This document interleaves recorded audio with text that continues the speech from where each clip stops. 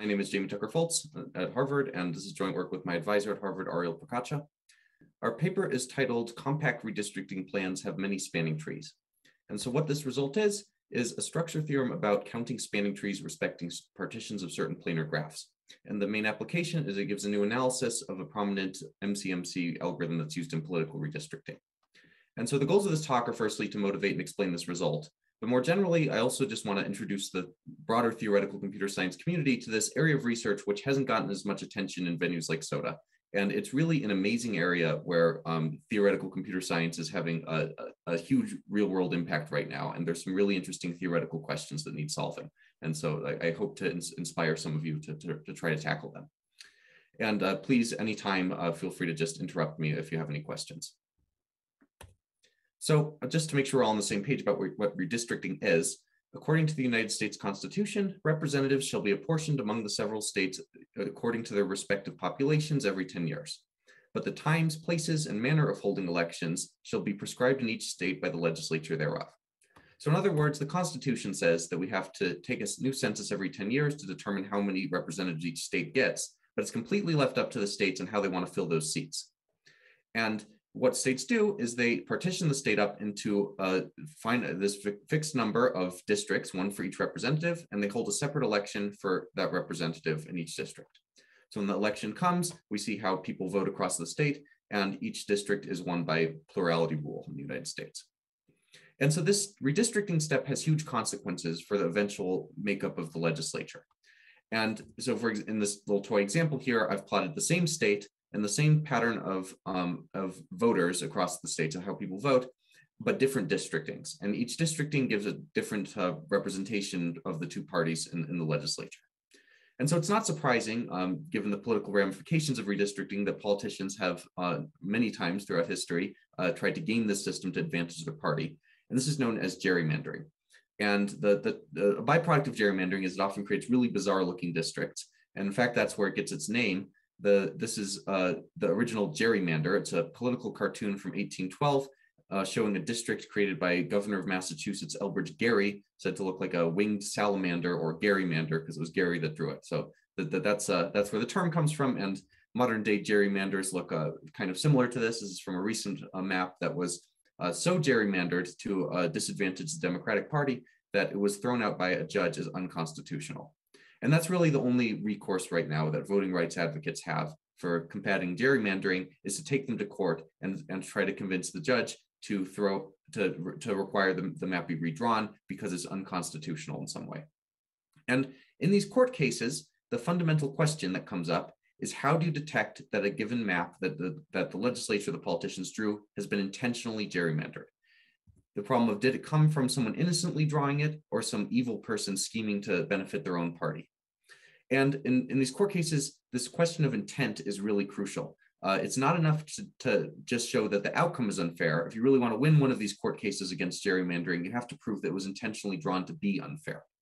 And so one way you might think to do it is to say, okay, it's predictable how people are going to vote. There's geographic data on how voters are distributed throughout the state. And so we can analyze the map with respect to that data and see how fair it is. And so, and by fair, I don't want to get into the specific details of what is fair. That's a whole nother lecture. But you want something along the lines of, if you have a party that controls 45% of the popular support statewide, then you want it to win about 45% of the seats in the legislature. And there's various smoothed versions of that to take into account uncertainties about how people are going to vote. But in any case, I just want to say there are methods to take a map and assign it a score of how partisanly biased it is on a spectrum of favoring, let's say, the Democratic Party on the left versus favoring the Republican Party, say, on the right. That's not for this map. It's just a hypothetical example. And you can say, okay, it has a score of this, and that's just too high, and that's unfair. It's not. But the problem with that is it doesn't really prove intent. And the counter argument that they'll defend it by saying, well, this is infeasible standard. There's not possible for us to draw a completely fair map by this standard. And often this is the case. There are natural obstacles. Like, for instance, Democrats often live closely packed together in large cities, and that kind of does disadvantage them even if you were to draw a random map. And so a more robust argument that has been made is to, instead of just comparing what the plan is to what fair would be, is to compute some ensemble of alternative maps that you generate with some computer algorithm, and you compare and you plot the histogram of how fair each of them are with respect to the same standard. And then so you can say, okay, yes, so maybe fair was outside of this distribution over random maps. So maybe it is really infeasible to be fair, but we should at least be somewhere here, right? In the middle of this distribution, not way out here. And so you can say with some p-value that this map that was drawn by the legislature is a clear outlier, and therefore it was intentionally gerrymandered. If you were drawing a random map, you wouldn't have been so unfair. But now the argument, the counter argument to this, is that somehow this algorithm that generated this random ensemble of alternative plans, this random ensemble of districts, is somehow rigged up to draw this exact conclusion, and that there are more natural ways you can talk about drawing random maps in which this wouldn't be an outlier. And this is a real concern, and this is what makes this computational problem of randomly sampling partitions very interesting. And that's because it's essential in this context to exactly know the distribution that this algorithm is sampling from. It's not enough to just say that it is the distribution output by the algorithm, basically. You need to have some closed form, some way of explaining it. Otherwise, you'll have these accusations of bias. And this issue really does come up in these court cases. To quote one court case this is a Pennsylvania gerrymandering court case that eventually made it all the way up to the US Supreme Court. An expert witness was attacking this method of comparing a plan to an ensemble of computer-generated plans, saying that the plaintiff's expert witness purports to have an algorithm that randomly generates maps. He has never evaluated this claim in any rigorous way.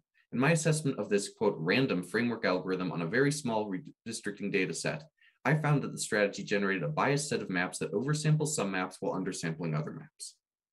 So this is just to say this is a real issue. So just to introduce a little bit of notation of how to talk about this problem, we're modeling this problem as a graph partitioning problem. So you've got some planar graph G consisting of, I'll call them census blocks, but really it's they can be precincts, they can be counties, whatever there exist these fundamental units that can't be subdivided further. So it is really like a graph problem rather than some abstract geometry problem. And you have some desired number of districts M that came from the apportionment that you have to perform. So redistricting is the act of partitioning the vertex set into approximately equal sized districts inducing connected subgraphs. And so this is, and for this talk, I'm gonna just to simplify things, we're gonna consider the vertices to be equal population and we want exactly equal sized districts. Okay, so this is a graph with 12 vertices. We want to come up with a partition into 3 connected subgraphs of 4 vertices each. And this is a running example. And so the big open question that I would like to pose as a challenge to you all, if you're interested, is to find an algorithm that on real world instances, so everything read here is kind of meta, it's not completely well defined, but on some well-defined notion of real world instances that captures the types of census block graphs you actually get in practice, your algorithm should run in polynomial time. It should approximately sample from some distribution over graph partitions that can be explicitly described in some closed form. And this is the key property. You need to be able to explain it. So it's not a biased algorithm. And 3, it should favor natural looking partitions. Even if you could explain the distribution, it wouldn't be very useful if this distribution favored really bizarre, snaky looking partitions that a human would never draw. That's not a very compelling argument. Okay, so these are the 3 properties. And largely from a theoretical perspective, this is very open, this question. However, there is one candidate algorithm that seems to satisfy these properties, and that's called ReCom. And it stands for recombination, and it's an MC-MC algorithm that constructs a sequence, start from an arbitrary partition of the census block graph into districts, and it's going to construct a sequence of alternative partitions by a bunch of local moves. And so you just run this algorithm for many steps and until it mixes, and then you just take a bunch of samples from the Markov chain. You call that your ensemble. And this algorithm is currently being used in conjunction with independent commissions to do redistricting in a couple states from the last 2020 census. So that this algorithm is state-of-the-art algorithm, and it's actually having a real impact right now. And so what is the transition function for the Markov chain? Well, you're going to take 2 random districts that are adjacent and merge them into 1 district. Next, we're going to sample a uniformly random spanning tree from the set of all spanning trees on this merged graph. Then we're going to try to see if there's an edge we can remove from the spanning tree that separates it into 2 subtrees of equal numbers of vertices, or approximately equal, if you will. And this is not guaranteed to exist. And if it doesn't exist, then you have to start over. But if it does, then you say, okay, those are our two new districts, and they're balanced and they're connected because of course they're at least connected through those subtrees. Okay, so that's the ReCom Markov chain. So does it satisfy those properties that I claimed it was a promising candidate for from the previous slide? Well, does it run in polynomial time? Empirically, the answer is a strong yes. This algorithm not only is very efficient, it's practical, it scales up very well, and it doesn't take very long to mix. From a theoretical perspective, this is kind of an open question, and I'll come back to that at the end as a very interesting open question. But property number 2, does it sample from an explicit distribution, at least approximately? And so this is where ReCom is really awesome. And in fact, in the last year, it's been shown we can even drop the word approximately, in that with some tweaks, the stationary distribution of this Markov chain is the following. We have the following closed form, and this is called the spanning tree distribution, where the probability of sampling some partition that's balanced and induces connected subgraphs is directly proportional to the product over districts of the number of spanning trees in that district. Okay, this is exactly the stationary distribution if you do some tweaks to the transition function. Okay, so that's great. We can explain it. It's hard to call that the spanning tree distribution as somehow favoring one party over the other. But then finally, there's the question number 3. Does this favor natural looking partitions? And again, empirically, this is a hard yes. It does seem to make nice partitions. The one from the previous example was actually one generated by ReCom. And there's intuitive reasons to believe it should, right? Because, so for example, consider this running example, 12 vertex graph here, and consider the following 2 partitions. On the left, we have a really snaky partition. The districts are snaky looking by any reasonable metric. And on the right, they're more compact looking. And on the left, again, we have many cut edges. This is a standard measure of compactness, is to say how many edges lie between 2 different districts in the partition. So these red edges are cut edges of the partition. This has many of them. The one on the right has very few. And the one on the left, well, each of these districts is a tree. So the number of spanning trees is 1. So the product here is 1 for the graph on the left. Versus on the right, you can do the math and see that the product of the number of spanning trees in each of the districts is 192. So this partition is 192 times as likely to be sampled as this partition. And so from examples like this, you can convince yourself that the spanning tree distribution does favor natural partitions.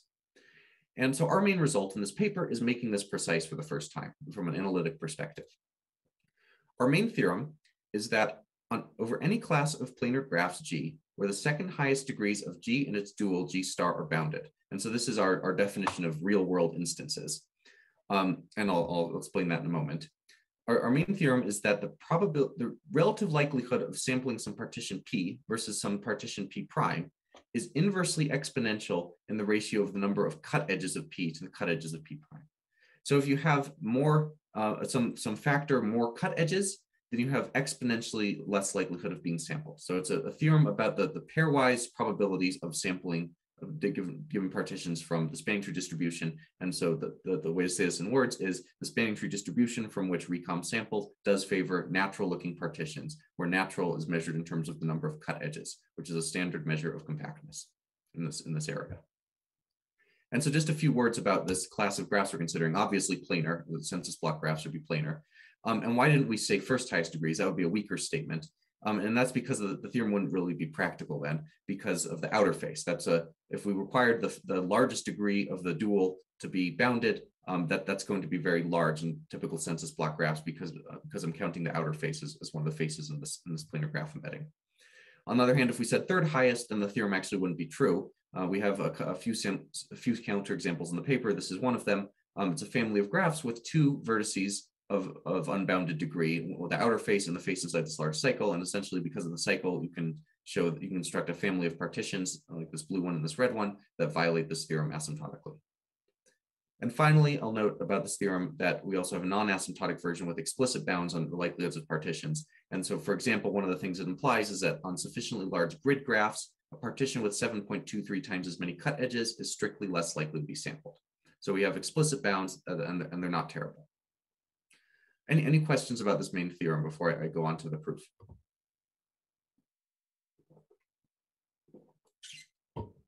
Okay, so I'm not going to go into too much detail here, but basically we want to compute the probability of sampling some arbitrary partition and we want to relate it to the number of cut edges. And so what is the probability of sampling such a partition like this from the spanning tree distribution? Well, I claim it's proportional to the number of spanning trees of the following graph, or I've just added m-1 edges to connect it all up into one graph. And this is pretty obvious because the number of spanning trees is exactly the product of the number of spanning trees in each of the components. And so this is what we want to compute now. What is the number of spanning trees in this graph?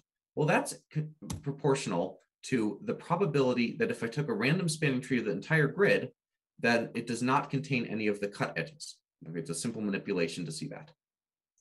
And so this is what we want to compute now. What is the probability that a random spanning tree of the 6x6 grid graph does not contain any of these cut edges, which I've written in red? And we're going to compute this by iteratively deleting the edges in any arbitrary order, one by one, and computing the factor by which the number of spanning trees decreases. In other words, the probability pi that the ith edge, as we delete them one by one, is not contained in a random spanning tree when the edge is deleted. And so the probability that a random spanning tree doesn't contain any of these edges is just the product of all these pi's. And so our key lemma is that there exist constants C1 and C2, and these depend on the bounds on the second highest degrees of G and G star, such that for any sequence of deletions like this, the product of these p-values is between C1 to the t and C2 to the t, where t is the number of edges that I'm deleting. Okay, so in other words, the geometric mean of these p-values is bounded between C1 and C2. It's not the case that each pi value themselves is bounded between some constants. That's not true, and I'll hint about why that is in a moment. But we just say on average in a geometric mean sense. And I'll note that our paper has a more general version of this lemma involving a sequence of deletions and contractions, which we feel might be of independent interest as well. And so why does this lemma imply our theorem? Well, as I just argued on the previous slide, the probability of sampling the partition is proportional to this product of p-values. And so the following ratio holds here, where these are the p-values for sampling some other partition p prime. And then we can just apply the lemma, applying the lower bound on the numerator and the upper bound on the denominator. And here t is the number of cut edges minus m-1, because recall I added m-1 edges to the graph to connect all the graph up and all the districts into one graph. But that's an insignificant factor. It pops out, and the form of this expression is as I claimed it is in the main theorem, inversely exponential in the ratio of cut edges. You can just stare at that and convince yourself that's true. And so I just want to briefly discuss the main technical issue going into proving this lemma. So for example, let's say we remove this first edge. What's the probability that a random spanning tree does not include this edge here? And so I've gone and computed these offline, and in fact, it's 0.44. And so we want to prove that all these p-values are bounded away from 0 and bounded away from 1. And so far it looks very good. And I'm going to keep deleting edges. And as I delete more and more edges, it becomes more and more likely that edges are included in a random spanning tree. So these p-values do tend to decrease. But so far, it looks like they're not getting like approaching 0 or anything until we get to a situation like this. So now if I delete this edge next on the very far right, this is, if you look at the structure of this graph, it looks like it is very likely that a random spanning tree would include it.